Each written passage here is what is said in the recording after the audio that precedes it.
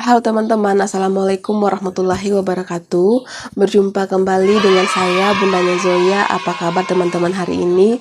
Semoga teman-teman selalu dalam keadaan yang sehat dan segala usahanya dimudahkan. Jadi kali ini saya akan berbagi cerita menarik yang bisa menjadi motivasi untuk kita semua. Dan video ini saya buat selain bertujuan untuk sharing cerita bermanfaat, juga sebagai pengingat untuk diri saya sendiri agar memudahkan jalan usaha saya ke depannya. Cerita yang akan saya berikan ini akan ada dua versi, yaitu versi si A dan si B. Dan apa saja ceritanya? Mari kita bahas. Jadi cerita pertama kita mulai dari cerita si A. Si A adalah pelaku usaha yang bisa dibilang sudah berkembang usahanya dilihat dari banyaknya barangnya. Dan si A ini menjual barang-barangnya kebanyakan harga-harga grosir yang biasa saya beli di kota sana. Selain itu, tempat berbelanja barangnya si A ini sudah di luar daerah. Tentunya hal itu adalah hal yang paling diinginkan oleh semua pelaku usaha yang ada di daerah saya ini.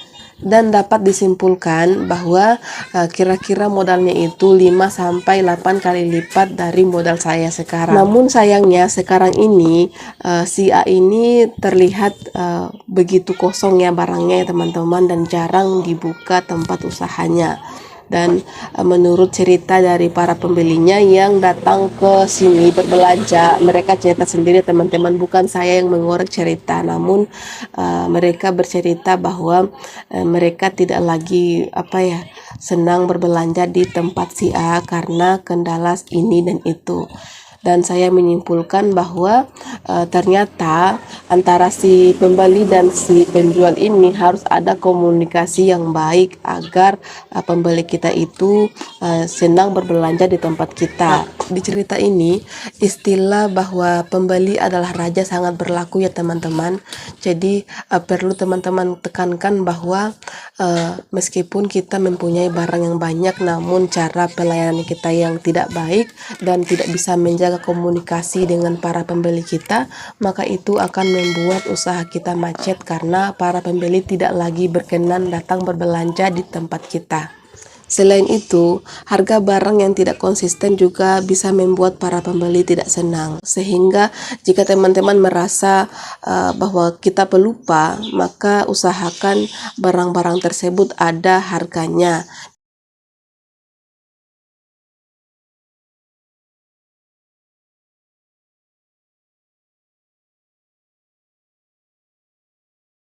Kesimpulan yang dapat kita tarik di cerita si A ini adalah bahwa kita perlu menjaga komunikasi yang baik dengan pembeli kita. Kita juga harus konsisten dengan harga barang yang ada di tempat usaha kita. Bukannya kita menghamba ya teman-teman, namun kita butuh pembeli.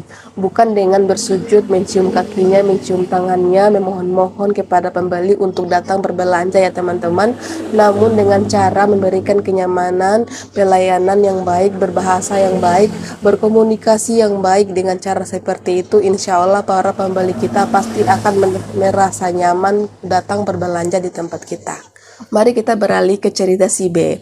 Jadi si B ini adalah seorang pelaku usaha yang boleh dibilang belum lama merintis usahanya. Ya, sama seperti kita semua. Jika dilihat dari banyaknya barang, kira-kira modalnya 11-12 dengan modal yang saya miliki ketika baru memulai. Yang menjadi masalah di usahanya adalah kasbon atau utang. Sebelum saya ceritakan lebih lanjut, perlu teman-teman ketahui bahwa cerita ini bersumber langsung dari si B ya teman-teman, berdasarkan cerita si B langsung terhadap saya. Di inti permasalahan si B ini adalah barangnya sudah mulai berkurang, namun modalnya tidak terkumpul sama sekali. Ketika menagih para pembeli yang ada sangkutannya, para pembelinya beralasan dengan 1000 alasan. Hal inilah yang perlu kita hindari sebenarnya teman-teman. Bagus jika kita bertemu dengan pembeli yang sadar diri, langsung memberikan sangkutannya jika memang ada.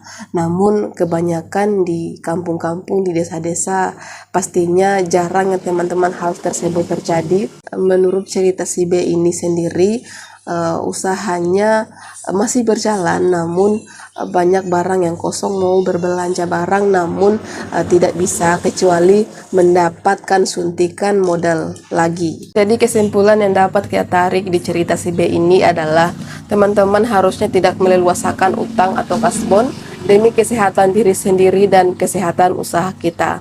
Seperti yang kita ketahui bersama, bahwa di pengadaan barang itulah modal kita akan berputar. Jadi apa yang akan teman-teman lakukan? Apakah teman-teman akan meleluaskan utang atau memberikan pelayanan yang tidak baik atau bagaimana? Jika itu saya akan melakukan segala cara untuk membuat usaha saya itu semakin berkembang. Baiklah teman-teman, itu saja yang dapat kita bahas.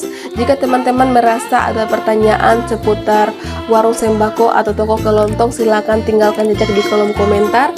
Terima kasih sudah menonton, sampai jumpa di video selanjutnya. Assalamualaikum warahmatullahi wabarakatuh.